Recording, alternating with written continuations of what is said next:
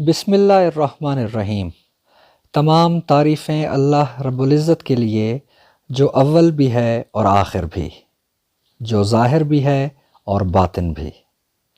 ذیشان ہاشمی اپنے تمام سننے والوں کو اپنے یوٹیوب چینل فکر فردا میں خوش آمدید کہتا ہے۔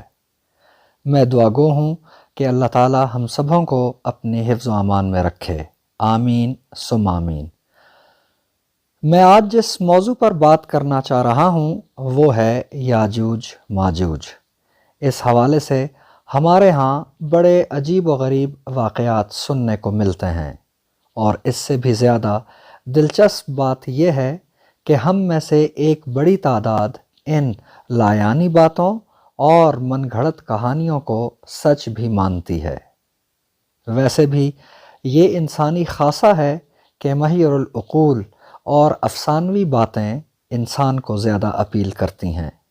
مگر جب بات دین اور مذہب کی ہو تو پھر بات اپنی پسند اور ناپسند کی نہیں، بلکہ حقائق اور تحقیق کی کسوٹی پر پرکھے جانے کی ہونی چاہیے۔ تمہید کو سمیٹتے ہوئے ہم اب اصل مدعے کی طرف آتے ہیں۔ سب سے پہلے ہم ان روایات، کہانیوں اور من گھڑت افسانوں کا مختصر جائزہ لیں گے جو یاجوج ماجوج کے متعلق ہم روزانہ سنتے ہیں۔ یاجوج ماجوج کے متعلق مشہور ہے کہ یہ ایک ایسے قبائل کا مجموعہ ہیں جو جسمانی اور معاشرتی اعتبار سے عجیب و غریب زندگی کے حامل ہیں۔ مثلاً وہ قد کے لحاظ سے بالشت، 1.5 بالشت کے ہیں، جبکہ ان میں سے کچھ غیر معمولی طور پر طویل القامت ہیں، اور ان کے دونوں کان اتنے بڑے ہیں کہ ایک اوڑھنے اور دوسرا بچھونے کے کام آتا ہے۔ ان کے چہرے چوڑے، چکلے اور قد کے ساتھ غیر متناسب ہیں۔ غذا اور خوراک کے بارے میں کہا جاتا ہے کہ ان کی غذا کے لیے قدرت سال بھر میں 2 مرتبہ سمندر سے ایسی مچھلیاں نکال کر پھینک دیتی ہے جن کا سر اور دم کے درمیان کا فاصلہ اس قدر طویل ہوتا ہے کہ 10 روز و شب اگر کوئی شخص اس پر چلتا رہے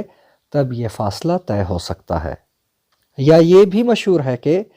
ایک ایسا سانپ ان کی خوراک ہے جو سب سے پہلے اپنے ارد گرد کے تمام بری جانوروں کو کھا جاتا ہے، پھر یہ سانپ سمندر میں اترتا ہے۔ کچھ مدت بعد ایک بہت بڑا بادل آتا ہے، ڈیوٹی پر مامور ایک فرشتہ اس سانپ کو اٹھا کر اس بادل کے ٹکڑے پر رکھ دیتا ہے، اور پھر بادل اڑتے ہوئے اس سانپ کو یاجوج ماجوج کے قبائل پہنچا دیتا ہے، اور وہ مل کر اسے کھاتے ہیں۔ یاجوج ماجوج کے بارے میں یہ بھی کہا جاتا ہے کہ یہ برزخی مخلوق ہیں۔ اس طرح کی من گھڑت باتیں اور بھی ہیں، مگر اس پروگرام میں ہم انہی چند ایک پر اکتفا کرتے ہوئے اپنے موضوع کو آگے بڑھاتے ہیں۔ مزید گفتگو کرنے سے پہلے میں اپنے سننے والوں کی خدمت میں حافظ عماد الدین ابن کثیر کا یہ قول کوٹ کرنا چاہتا ہوں، جس میں وہ فرماتے ہیں کہ یہ قول غلط اور بے دلیل ہے کہ یاجوج ماجوج عجیب و غریب شکلوں اور متضاد قد و قامت کی مخلوق ہیں۔ ان میں سے بعض اتنے لمبے کہ گویا کھجور کا بہت طویل درخت، اور بعض بہت ہی کوتاہ قامت، اور بعض کے کان ایسے کہ ایک کو وہ بچھاتے ہوں اور دوسرے کو وہ اوڑھتے ہوں۔ سو یہ تمام اقوال قطعاً بے دلیل اور محض اٹکل کے تیر ہیں، جبکہ صحیح بات یہ ہے کہ وہ عام بنی آدم کی طرح ہیں اور انہی کی طرح شکل و صورت اور جسمانی اوصاف رکھتے ہیں۔ ابن کثیر ہی اپنی تفسیر میں یہ بھی لکھتے ہیں کہ اور یہ قول بلا شبہ اچنبا قول ہے کہ جس کے لیے نہ عقلی دلیل ہے اور نہ ہی نقلی۔ اور بعض اہل کتاب نے جو یاجوج ماجوج کے سلسلے میں حکایات بیان کی ہیں، اس مقام پر کسی طرح ان پر بھروسہ کرنا درست نہیں ہے۔ اس لیے کہ ان کے ہاں تو اس قسم کے من گھڑت قصوں کی کوئی کمی نہیں ہے۔ تاریخ ابن کثیر میں وہ مزید یہ لکھتے ہیں، یاجوج ماجوج اصل میں نوح علیہ السلام کی ذریت میں سے ہیں۔ حضرت قتادہ سے ایک قول مروی ہے کہ یاجوج ماجوج دو قبیلے ہیں جو یافس بن نوح کی نسل سے ہیں۔ حضرت ابو ہریرہ رضی اللہ تعالیٰ عنہ سے مرفوع روایت ہے کہ یاجوج ماجوج حضرت نوح کی نسل سے ہیں، اگرچہ اس کی سند میں فی الجملہ ضعف موجود ہے، مگر بہرحال یہ روایت اپنی جگہ موجود ہے۔ اس بحث کے بعد وہ محققین جو حدیث، تفسیر اور علم تاریخ کی ماہر ہستیاں سمجھی جاتی ہیں، ان کی تحاریر سے یہ بات بالکل واضح اور صاف ہو جاتی ہے کہ یاجوج ماجوج عام انسانوں کی طرح کے باشندے ہیں۔ وہ کوئی عجوبہ روزگار مخلوق نہیں اور نہ ہی برزخی مخلوق ہیں۔ اس قسم کی جو روایات پائی جاتی ہیں ان کا اسلامی روایات سے دور کا بھی کوئی تعلق نہیں ہے، بلکہ یہ سب کچھ اسرائیلیات کے بے سروپا ذخیرے کا ایک جزو ہیں، اور ان تمام روایات کا سلسلہ کعب احبار پر جا کر ختم ہوتا ہے۔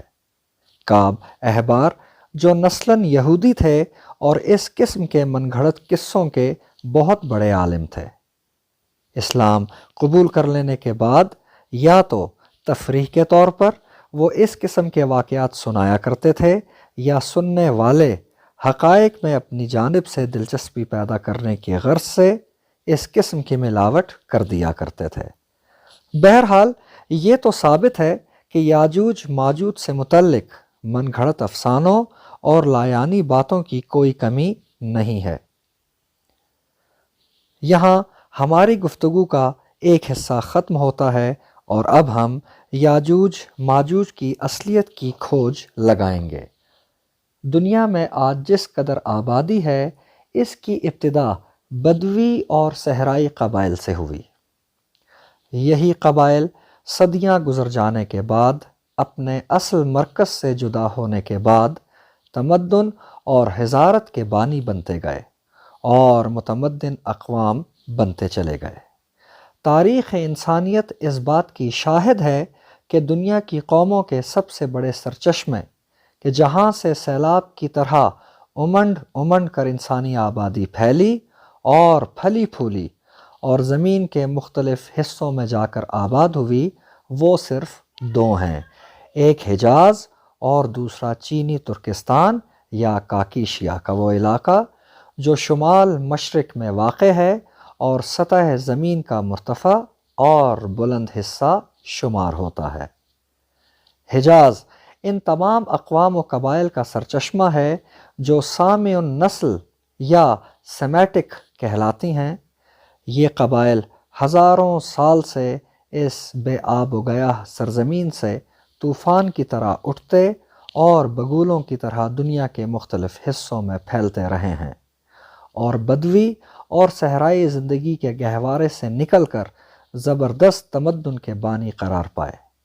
غرض یہ کہ سامی النسل یعنی سیمیٹک اقوام و قبائل خواہ بدوی یا صحرائی ہوں یا حضری اور متمدن شہری، سب اسی خاک حجاز یعنی عرب کے ذرات تھے، جو اپنی وسعت کے بعد آپس میں اس قدر اجنبی ہو گئے کہ ان کے درمیان مطابقت پیدا کرنی بھی مشکل ہو گئی تھی۔ اسی طرح قبائل و اقوام عالم کا دوسرا سمندر چینی ترکستان اور منگولیا کا وہ علاقہ رہا ہے جو شمال مشرق میں واقع ہے اور سطح زمین کا بلند اور مرتفع حصہ ہے۔ اس مقام سے بھی ہزاروں سال کے عرصے میں سینکڑوں قبائل اٹھے اور دنیا کے مختلف گوشوں تک پہنچے اور وہاں جا کر بس گئے۔ یہیں سے انسانوں کی موجیں اٹھیں اور وسط ایشیا میں جا گریں، پھر یہاں سے یورپ، ہندوستان اور شمال مغرب تک پھیلتی چلی گئیں۔ ہندوستان میں بس جانے والوں نے اپنا تعارف آرین کے ساتھ کرایا، وسط ایشیا میں بسنے والوں نے اپنے آپ کو ایریانا کہلوایا اور اپنے علاقے کو ایران مشہور کیا۔ یورپ ہنگات اور ڈانڈیال انہی قبائل کے نام پڑے، اور بحر اسود سے ڈینیوب تک بسنے والے سیتھین کہلائے، اور یورپ و ایشیا کے ایک بڑے حصے پر چھا جانے والے رشین کے نام سے مشہور ہوئے۔ یہ قبائل جب اپنے مرکز سے چلے تھے تو صحرائی، وحشی اور بدوی تھے، لیکن اپنے مرکز سے ہٹ کر جب دوسرے مقامات پر پہنچے تو اعلیٰ تمدن سے آشنا ہوئے یا ضرورت نے آشنا کرایا تو یہ نئے ناموں سے پکارے گئے، اور اپنے مرکز سے دور چلے جانے والے مرکز میں رہ جانے والوں سے یکسر بدل گئے۔ ان کے درمیان کوئی یکسانیت باقی نہیں رہی، حتیٰ کہ یہ آپس میں ایک دوسرے کے حریف اور جانی دشمن بن گئے۔ نوبت یہاں تک پہنچ گئی تھی کہ شہری قبائل کے لیے ان کے ہم نسل اور ہم قبیلہ وحشی مستقل خطرہ بن گئے تھے، جو آئے دن شہری قبائل پر حملہ آور ہوتے، لوٹ کھسوٹ کرتے اور قتل و غارت کر کے دوبارہ اپنے مرکز کی جانب پلٹ جاتے۔ تاریخ کے مشاہدے سے یہ بات پتہ چلتی ہے کہ 5ویں صدی مسیح تک وہ علاقہ جو آج کل منگولیا تاتار کہلاتا ہے، وہاں اسی قسم کے انسانی طوفان اٹھتے تھے، اور ان سے قریب اور ہمسایہ قوم چینی، جن کے 2 بڑے قبائل موگ اور یوچی کے ناموں سے مشہور تھے، یہی موگ قبیلہ جو تقریباً 600 برس قبل مسیح یونان میں میگ اور میگاگ بنا اور عربی میں ماجوج مشہور ہوا، جبکہ دوسرا قبیلہ یوچی یا یواجی یونان میں یوگاگ اور عبرانی و عربی میں جوج یا یاجوج کے نام سے مشہور ہوا۔ بعد میں یاجوج و ماجوج کا نام صرف انہی قبائل کے لیے مشہور کر دیا گیا جو اپنی گزشتہ حالت و وحشت اور بربریت و غیر متمدن زندگی میں اپنے مرکز کے اندر ہی رہے اور صدیوں تک اپنی ہم نسل اور ہم قبیلہ اقوام پر وحشیانہ حملے کرتے رہے، خون کا بازار گرم کرتے رہے اور لوٹ کھسوٹ میں لگے رہے۔ متمدن قبیلوں نے ان وحشیوں کے حملے سے بچنے کے لیے بڑی بڑی اونچی دیواریں اور سد قائم کی، اور انہی میں سے ایک دیوار یا سد وہ ہے جو ذوالقرنین نے ایک قوم کے کہنے پر 2 پہاڑوں کے درمیان لوہے اور تانبے سے ملا کر تیار کی، تاکہ وہ یاجوج ماجوج کے حملوں سے محفوظ رہ سکیں۔ تورات میں بھی یاجوج ماجوج کا ذکر آیا ہے، اور تورات کے مفسرین کی بھی یہی رائے ہے کہ یاجوج و ماجوج ایسے قبائل تھے جو منگولیا اور کاکیشیا سے لے کر مشرق کی سمت دور تک پھیلتے چلے گئے تھے، اور حزقیل علیہ السلام کے زمانے تک روس یعنی رشیا کا علاقہ غیر متمدن تھا۔ یہ انہی وحشی قبائل کا وطن اور مسکن تھا۔ قتل و غارت گری ان کا پیشہ، جبکہ ظلم و بربریت ان کا مشغلہ تھا۔ حضرت حزقیل علیہ السلام کی ایک پیشگوئی بھی اس سلسلے میں اہم کردار ادا کرتی ہے، جس میں انہوں نے کہا تھا کہ وہ وقت قریب ہے جب ان وحشی قبائل یعنی یاجوج ماجوج کی سرگرمیاں اور تباہ کاریاں ایک لمبے عرصے تک کے لیے روک دی جائیں گی۔ اب آئیے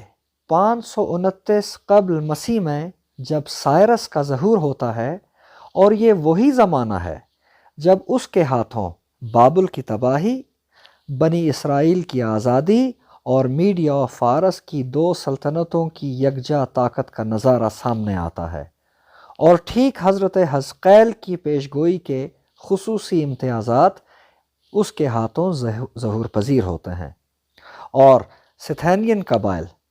کہ حملوں سے محفوظ رہنے کے لیے اس کے ہاتھوں وہ دیوار یا سد قائم ہوتی ہے جس کا ذکر انہوں نے اپنی پیشگوئی میں کیا تھا۔ اس تمام بحث کے بعد یہ بات پایہ ثبوت کو پہنچ چکی ہے کہ حزقیل علیہ السلام کی پیشگوئی کے مطابق وہ یاجوج ماجوج جن سے محفوظ رہنے کے لیے سائرس یعنی ذوالقرنین نے سد تیار کرائی تھی، وہ یہی سیتھین قبائل تھے جو ابھی تک اپنی انہی وحشیانہ خصوصیات کے حامل تھے، جس طرح ان کے پیشرو اپنے مرکز میں رہتے ہوئے ان امتیازات کے ساتھ یاجوج ماجوج کہلاتے تھے۔ یاجوج ماجوج کے متعلق جس قدر بحث اس وقت تک کی جا چکی ہے اس کا خلاصہ یہ ہے کہ یہ کوئی عجیب الخلقت مخلوق نہیں، بلکہ دنیا انسانی کی عام آبادی کی طرح وہ بھی حضرت نوح علیہ السلام کی ذریت میں سے ہیں، اور یہ کہ یاجوج ماجوج منگولیا تاتار کے ان وحشی قبائل کو کہا جاتا رہا ہے جو یورپ اور روس کی اقوام کے منبع و منشا ہیں، اور چونکہ ان کی ہمسایہ قوم ان قبائل میں سے دو بڑے قبیلوں کو موگ اور یوچی کہتی تھی، اس لیے یونانیوں نے ان کی تقلید میں ان کو میگ یا میگاگ اور یوگاگ کہا۔ عبرانی اور عربی میں تصرف کر کے ان کو یاجوج ماجوج سے یاد کیا گیا۔ اب ہم مختصر طور پر ایک نظر ان تاریخی حقائق کی تائید میں عرب مورخین اور محقق مفسرین و محدثین پر بھی ڈالیں گے تاکہ سننے والوں کی مزید تسلی و تشفی ہو سکے۔ ابن کثیر اپنی تاریخ میں لکھتے ہیں کہ اور یافس تاتاریوں کا نسلی باپ ہے، پس یاجوج اور ماجوج تاتاریوں ہی کی ایک شاخ ہیں، اور یہ منگولیا کے قبائل کے منگولی ہیں، اور دوسرے تاتاریوں کے مقابلے میں بہت زیادہ طاقتور اور بہت زیادہ فسادی اور لوٹ مار مچانے والے ہیں۔ اسی طرح آلوسی روح المانی میں لکھتے ہیں یاجوج ماجوج یافس بن نوح علیہ السلام کی اولاد میں سے دو قبیلے ہیں۔ وہ آگے چل کر مزید کہتے ہیں تاتاری یاجوج ماجوج کی شاخوں میں سے ایک شاخ ہیں۔ علامہ طنطاوی اپنی تفسیر جواہر القرآن میں لکھتے ہیں یاجوج ماجوج سے مراد منگولین اور تاتاری قبائل ہی ہیں۔ ان قبائل کا سلسلہ ایشیا کے شمال سے شروع ہو کر تبت اور چین سے ہوتا ہوا منجمد شمالی تک چلا گیا ہے اور ترکستان کے مغربی علاقے تک پھیلا ہوا ہے۔ ابن خلدون نے اپنی تاریخ کے مقدمے میں بھی یاجوج ماجوج کا تفصیلی ذکر کیا ہے اور ان کے مستقر اور اس کی جغرافیائی حیثیت پر سیر حاصل بحث بھی کی ہے، اور وہ بھی یہی لکھتے ہیں کہ یہ وحشی اور بربر قبیلے تھے جو خونریزی کیا کرتے تھے۔